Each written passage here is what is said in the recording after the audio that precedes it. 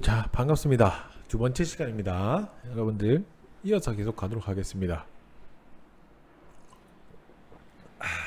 그래서 우리가 분석의 유형까지 확인해서 어떤 목적에 따른 분석 기법을 쓰는 게 중요하다까지 얘기했어요. 자, 이번에는 이런 유형도 있지만 분석적으로 의사 결정을 하는 유형도 있습니다.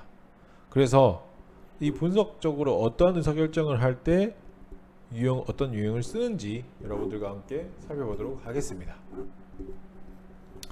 지금 우리가 데이터가 늘어나고 있다는 것은 누가 봐도 아는 사실이고 이때까지 계속 말씀드렸던 부분이고, 특히 우리 디지털이나 전자화가 되면서 정형 데이터뿐만 아니라 뭐가 늘어났다고요? 비정형 데이터들도 많이 늘어나고 있죠.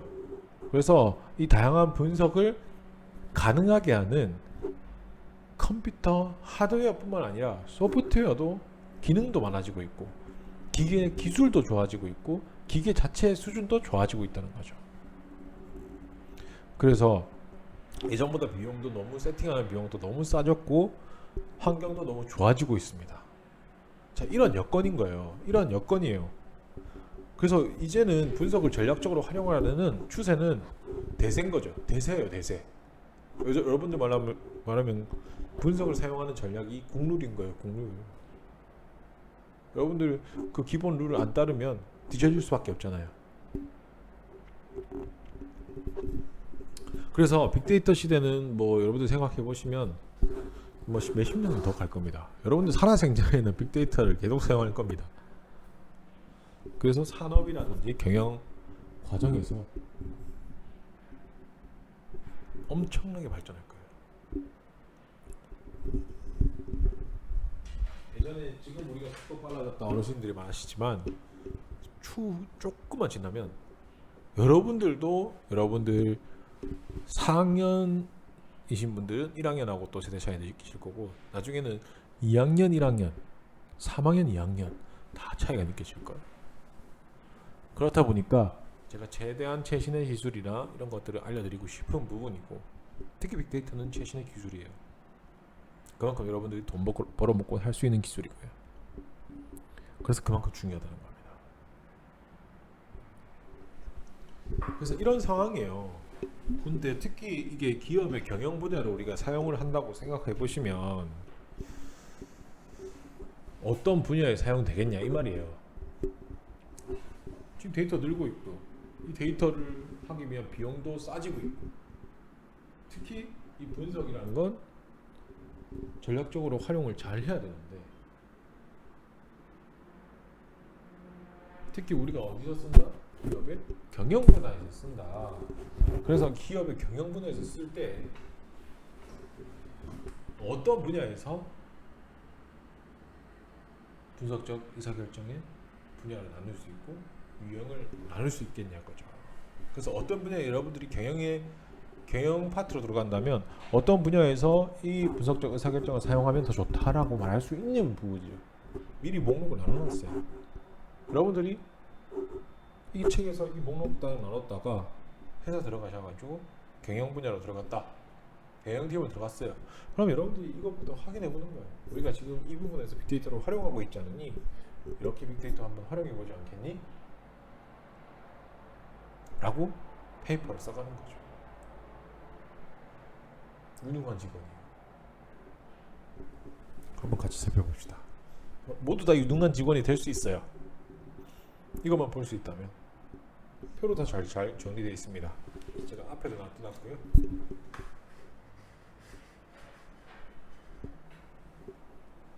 그래서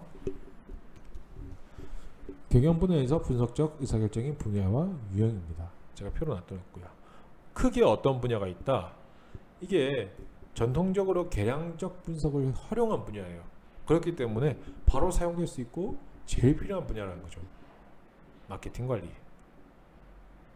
SCM, 공급 체인 관리, 재무 관리, 인적 자원 관리, R&D, 경영의 거의 모든 분야입니다. 볼까요? 마케팅 관리에서는 우리가 가격 결정을 확인해 볼 수 있어요. 예전에 했던 데이터, 현재의 데이터, 그리고 실제 트렌드 이런 것들을 다 우리가 데이터를 확인해보고 분석해서 여러분들이 좋은 가격을 설정할 수 있다는 거죠. 마찬가지로 상점의 지점 위치 선정, 판매 촉진 목표 설정, 웹사이트 구축을 할 때 어떻게 웹사이트를 구축할 것인지. 여러분들 웹사이트 구축할 때 작게는 100만 원부터 할 수 있지만 몇 천만 원까지도 되는 데가 많습니다. 기능이나 기술에 따라. 그거에 따라 우리가 의사결정을 제대로 해야 되지 않겠어요? 우리가 온라인 미디어 광고 채널도 채널을 많이 하면 좋죠. 그런데 그게 뭐다? 비용이다. 비용이 많으면 좋겠지만 최적의 의사결정을 해서 최적의 효과적인 채널을 운영하는 거죠. 마찬가지입니다. 공급 체인 관리도 마찬가지예요. 적정 재고량을 어떻게 우리가 유지할 것인지, 어떤 이슈, 어떤 트렌드, 그리고 작년 대비, 전월 대비, 물류 창고와 물류센터의 위치 결정, 제품과 차량 경로의 선택, 트럭 적재량 관리, 재무 관리도 마찬가지입니다. 재무 성과 어떻게 됐는지, 어떤 인과관계를 가졌는지, 그리고 성과를 평가하는 표는 어떻게 효율성이 가지는지, 다양한 재무적으로 어떻게 예측이 가능한지, 돈을 더 쓸 건지 말 건지 저축을 해야 되는지, 인적 자원도 마찬가지로 채용 시기는 언제가 좋을 건지, 이직할 직원을 예측하고 직원 보상액은 얼마 정도 준비해야 되는지, 교육 효과는 어떻게 되는지. R&D도 마찬가지입니다. 고객 선호 특성은 이렇더라. 파악해라. 데이터 분석, 확인, 트렌드 분석, 확인, 제품 효과 분석, 마찬가지입니다. 고객 선호 디자인도 확인한다는 거죠. 어때요? 이 일을 하는 사람이 누굴까요? 대표? 아닙니다. 각 팀의 직원들이겠죠. 그 직원 중에서 이제 나뉠 거예요.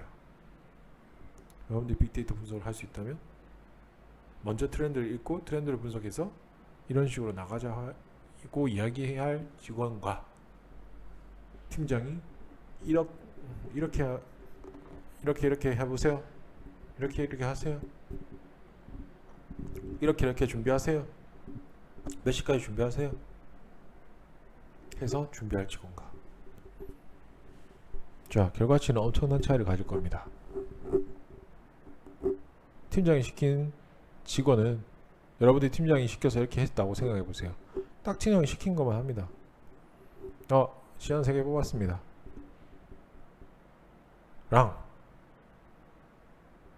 자, 여러분들이 빅데이터 분석을 할 수 있어요. 현재 지금 트렌드와 우리 시장 트렌드와 방향과 그거에 맞춰서 이런 디자인 틀을 잡았고요.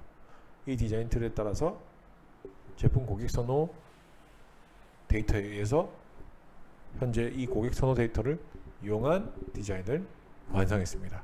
첫 번째 시간입니다. 두 번째 시간입니다. 세 번째 시간입니다. 어때요? 여러분들 누구 거 고를 것 같아요? 같은 실력의 디자이너라면 분명히 데이터를 확인할 줄 아는 사람 거의 디자인을 뽑을 겁니다. 아니면 그 디자이너를 쓸 줄 아는 사람 걸 뽑겠죠. 그렇게 생각해 보시면 돼요.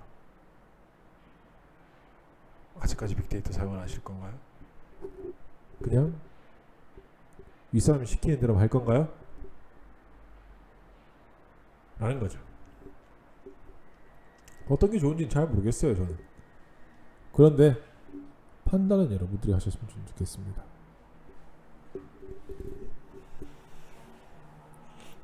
자, 계속 가볼게요.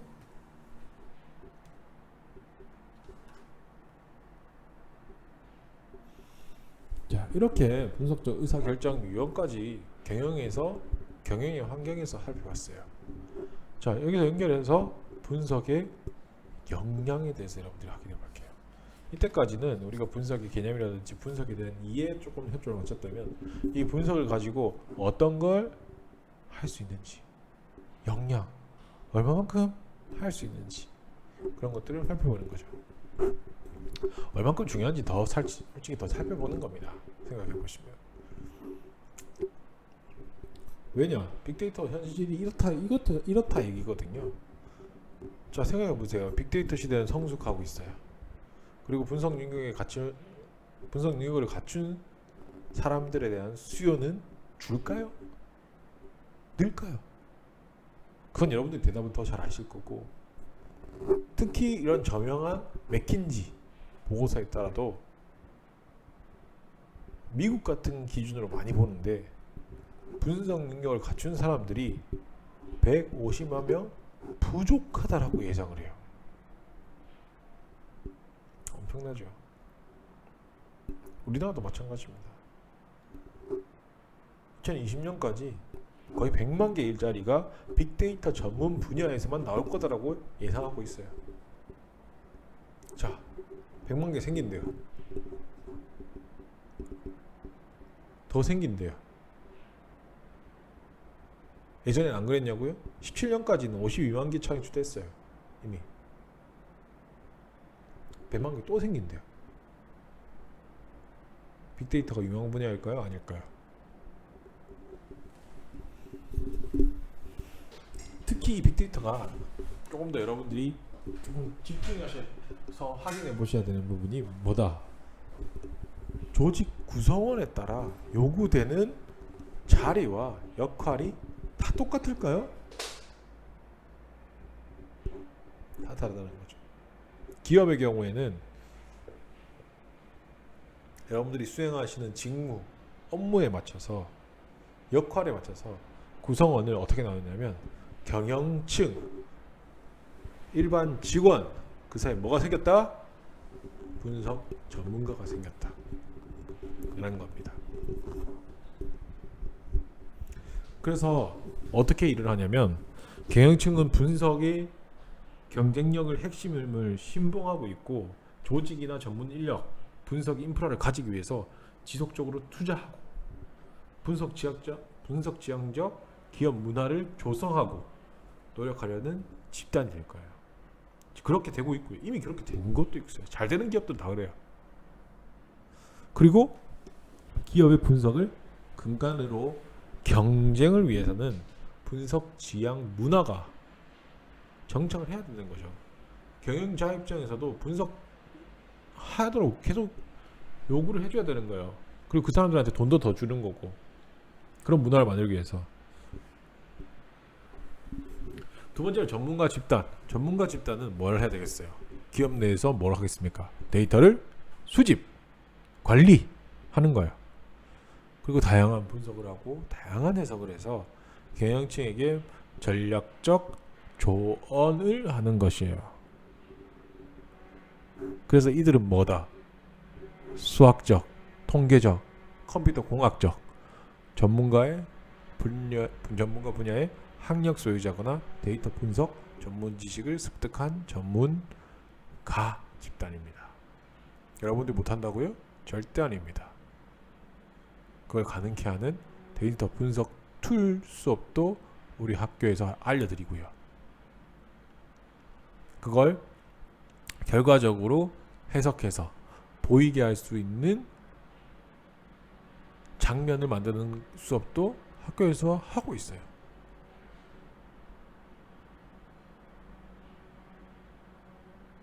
하고 있죠. 경영 자료 처리 분석 R로 하고 있습니다. 전 세계적으로 가장 많이 사용하는 프로그램이고 무료예요. 경영 시뮬레이션, 경영을 실물적으로 돌아볼 수 있는 데이터들을 넣어가지고 실물적으로 돌아볼 수 있는 프로그램 하는 수업이에요. 학교에서 수업 한다 안 한다? 한다는 거예요.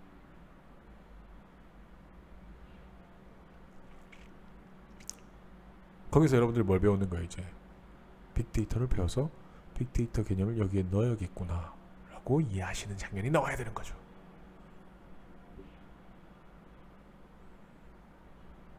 그렇게 하면 여러분들이 전문가 집단이 되는 거예요. 지금 제가 하는 일도 그거예요. 전문가 집단의 일을 외부에서 해주는 겁니다.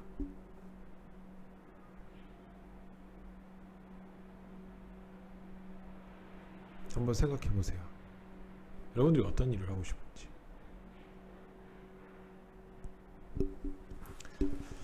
세 번째로 일반 직원들은요. 일반 사원에서 뭐 많겠죠. 대리, 과장, 부장. 실제로 진짜 일을 하는 집단이죠. 그래서 이들도 분석적 소양을 가져야 됩니다. 그래서 왜냐? 합리적인 의사결정을 해야 되거든요. 그래서 분석적 소양을 가져서 분석이란 걸 써야 되겠구나. 이런 걸 분석해서 써봐야 되겠구나. 여러분들, 내가 일반 직원일 수도 있어요. 하지만 분석적 소양을 가진 직원과 아닌 직원은 이렇게 차이가 난다는 겁니다. 그리고 직원에서 일을 업무를 하는 것을 보다가 전문가 집단으로 갈 수도 있는 거예요. 여기서 여기 부분만 알려드리면 전문가 집단으로 발돋움 시킬 수 있겠네. 그럼 경영층과 가까워지고 내가 경영을 하든 아니면 경영적 조언을 하든 하고 진행되는 거죠. 자, 분석이란 개념이 되게 중요하죠. 엄청 중요하죠. 생각보다 중요하죠. 그래서 이 분석 능력이 이렇게 중요한 겁니다. 자, 여기서 앞에서 나왔던 능력에서 나왔던 말이 분석적 사고를 가져야 되는데, 여러분들이 그 가장 많이 아는 사례, 애플의 스티브 잡스, 천재적으로 직관을 가진 애플의 스티브 잡스, 대단하다고 하죠. 하지만 여러분들이 애플에 대한 자세한 이야기를 몰라서 그래요. 잡스는 분석적 사고에 능통한 전문가였어요. 왜냐하면 여러분들이 직관적 판단 이전에 뭘 했다? 독보적인 전문 지식을 가지고 그걸 통해서 분석적 사고를 준비했다는 거죠. 그래서 이 전문적인 지식이라는 게 직관적 사고방식에 대해서 된 게 아니에요. 그냥 우리가 경험에 의해서 되는 게 아니라 관계에서 어떠한 관계가 있다는 거 맥락을 만들고 그 문제를 창의적으로 새로운 방법으로 해결하면서 이루어지는 거예요. 그래서 분석적 사고방식에 의해서 현상, 사실 정확하게 분석하고 이걸 이게 문제였구나 라고 발견하게 되면서 축적하게 되는 겁니다. 그래서 분석적 사고야말로 전문적인 지식, 창의적, 직관적 판단 이런 것들의 근거가 되는 거죠. 그래서 여러분들도 분석적으로 생각을 하시라는 말입니다. 그럼 분석적 사고가 뭐냐? 라고 여러분들 136페이지 잘 나왔어요. 로저 마틴이라는 사람이 말했어요. 전체로부터 특정한 결론을 이끌어내는 추리 과정인 연역적 추리가 있고 귀납적 추리가 있는데 그걸 데이터 체계적으로 분석하고 결론을 이끌어내는 것이라고 해요. 그래서 이게 말이 어렵지만 쉽게 생각하면 개선해야 될 일을 선택하고 그걸 수행하는 방법을 분석적으로 생각하는 습관이나 관습을 갖도록 하는 개념인 거예요. 분석적 사고를 가진 전문가들은 통상적으로 현상적인 현상 그리고 사실 이런 것들을 찾아내서 결정할 수 있는 패턴을 만드는 거거든요. 이런 문제일 때는 이렇게 한다. 이런 문제일 때는 이렇게 한다. 패턴을 만들어 놓는 거예요. 그래서 의미 있는 정보와 논리 구조 계속 도출하는 거예요. 새로운 정보 들어오면 이거일 때는 이렇게 하더라. 이렇게 할 때는 이렇게 하더라. 이런 것들 가져가는 거죠. 그래서 조직 내에서도 의사 소통, 의사 결정이 매우 원활한 겁니다. 그래서 여러분들 분석적 사고를 할 수 있다는 것은 의사 소통이나 의사 결정이 매우 원활한 사람이란 걸 알 수 있어요. 여러분들 중에서도 여러분들 친구 중에서도 한번 생각해 보세요.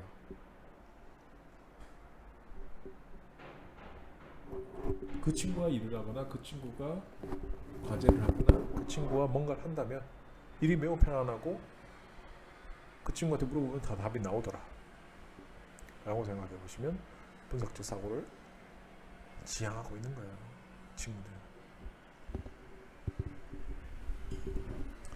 자, 이렇게 해서 여러분들과 분석적 사고를 가져야 된다 라고까지 얘기했어요. 분석 사고는 어떤 거고, 이 분석적 사고를 가지면서 이제 뭐까지 만들어내야 된다?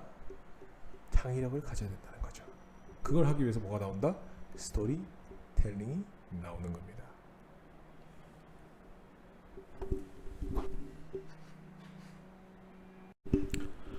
네, 스토리텔링이 여러분들이 창의력을 보여줘야 되는 시간이기 때문에 분석과 왜 연결이 있는지 여러분들과 이야기를 한번 해보도록 하겠습니다.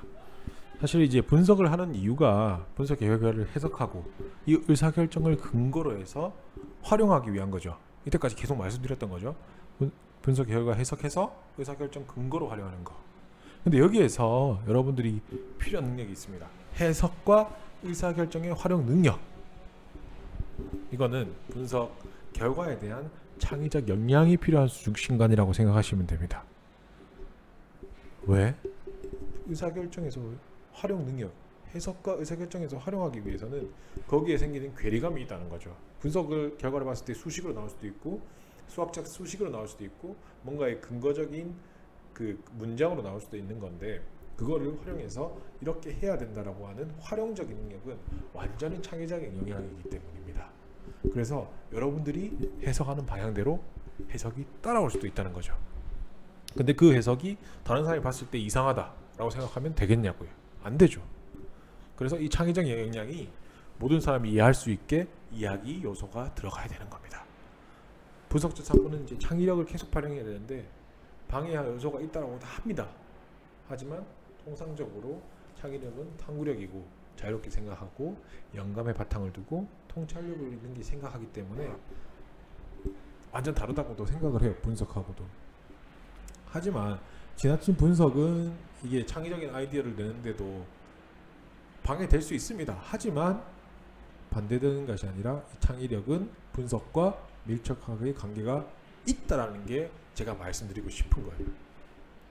오히려 분석을 통해서 전문 지식이나 역량이 없이 여러분이 창의적 아이디어를 낸다라고 생각해 보세요. 그냥 허상에 붕 뜬 그림 잡는 거예요. 여러분이 창의적 아이디어를 빗받침할 수 있는, 언제나 제가 말씀드렸던 근거가 있어야 되는데 그 근거가 분석이란 거예요. 그래서 뒷받침 없는 창의력은 제작의 의사결정을 위한 충분 조건이 되지 못한다 라고 많은 사람들이 얘기하고 있어요. 그래서 분석을 가장 성공적으로 활용하려면 매우 창의적이어야 되면서 이 창의적인 문제를 성공적으로 분석하기 위한 중요한 요소라고 봅니다. 그래서 가장 성공적인 사람, 조직의 창의적인 사람 이런 다 보시면 꼭 분석의 데이터가 들어가 있는 걸 확인하실 수 있을 거예요. 창의적인 사람 어렵냐? 그것도 아닙니다. 창의적인 분석의 결합은 이게 중요한 요소로 작용되기 때문에 분석을 하시면 이런 결과로 할 수 있겠구나라는 판단이 쓴다는 거죠. 그래서 분석을 따로, 창의력을 따로 이런 게 안 되는 거예요. 그래서 여러분들이 분석적 소양 가지셔야 된다는 게 이런 기준인 거예요. 그래서 창의력을 가지기 위해서는 많은 힘들이 있어요. 이 창의력을 가지기 위해서 어떤 힘들이 있냐?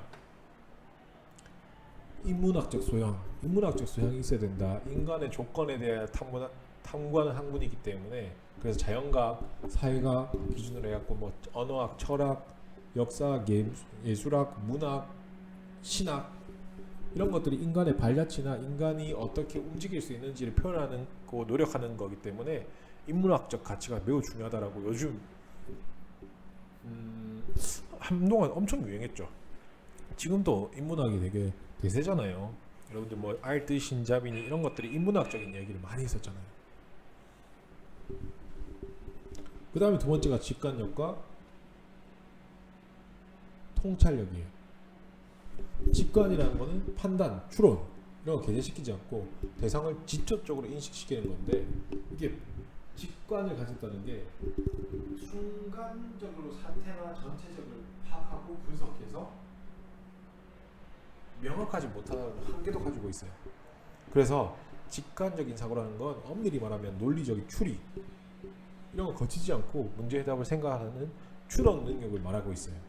그래서 분석이나 직관적 사고를 한다라고 하면 분석이나 증명 이런 걸 형식적인 방법을 매개하지 않은 이해와 인지를 의미하는 겁니다. 그래서 분석을 쓰지 않는다는 거죠, 대부분. 그래서 많은 오랜 경험을 하거나 전문가의 식견을 축적한 사람들이 직관적 사고에 의해서 세밀한 논증이나 분석을 하지 않고 어떤 문제나 해결책을 가지고 가기도 해요. 그런데 그 결과는 어떻게 했어요? 옳을 수도 있고 틀릴 수도 있다는 거죠. 그런데 결국은 직관적 사고에 의한 결과가 옳은 것으로 입증되려면 어떻게 해야 되겠어요? 다시 엄밀히 말해서 논리적 추론이라든지 경험적 검증이 필요하다는 거죠. 그럼 뭘 해야 된단 말이에요? 결국에는 분석해야 된다는 거예요. 결국 다시 돌아가면 분석해야 된다는 거예요. 그래서 이런 인문학적 소양이라든지 직관적 통찰력이 많이 필요하지만 결론적으로는 우리가 분석이라는 개념과 같이 들어가야 된다라는 겁니다.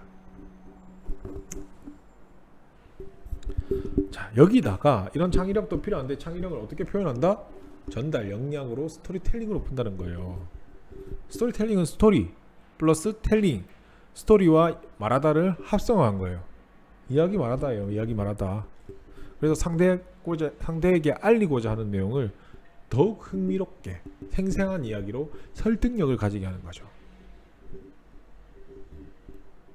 과거에는 많은 영화나 문학, 교육학 이런 데 전문적으로 활용되긴 했었으나 오늘날에는 일상생활의 의사소통 방법으로 사용될 만큼 엄청난 추세예요.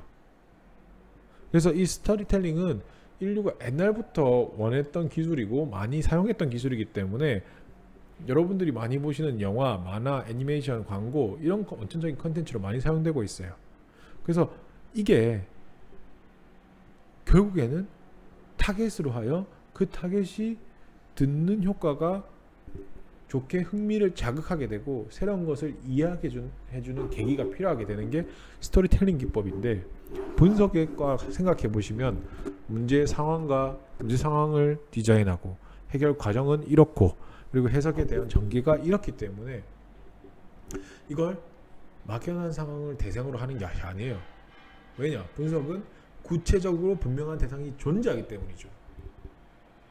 그리고 이를 해결해야 될 의사 결정자가 있다는 거죠. 그래서 이를 사용자의 언어로 소통을 하기 위한 치밀한 이야기 전개 과정이 필요한 것이고, 그걸 위해서 분석 과정의 스토리텔링이 중요한 부분입니다. 여러분들이 스토리텔링을 이용하고 분석을 말하는 것과 그냥 분석자로서 AX 플러스 B입니다 라는 것과는 엄청난 차이입니다. 그래서 여러분들 의사결정관자가 여러분들의 이야기를 귀 기울일 수 있게 하는 방법이 스토리텔링 기법이라는 겁니다. 스토리텔링 기법을 이용하면 여러분들의 이야기를 좀 더 귀 기울이게 할 수 있다는 거죠. 사실 우리 강의는 여기까지인데, 세 번째 시간에는 제가 여러분들한테 스토리텔링에 대한 기법에 대한 이야기들을 좀 더 알려드리고자 합니다. 여기에는 사실 강의하는 제가 다른 데 강의를 했던 사례를 통해서 여러분들께 보여드릴 예정이고, 그걸 통해서 여러분들이 스토리텔링이 어떤 거구나라고 이해하셨으면 너무 좋을 것 같아요. 얼마만큼의 돈의 차이를 보여줄 수 있는지도 말씀드릴게요. 자, 두 번째 시간 여러분들 여기까지 하고요. 세 번째 시간 스토리텔링에 대해서 여러분들과 조금 더 이야기해 보도록 하겠습니다. 수고하셨습니다.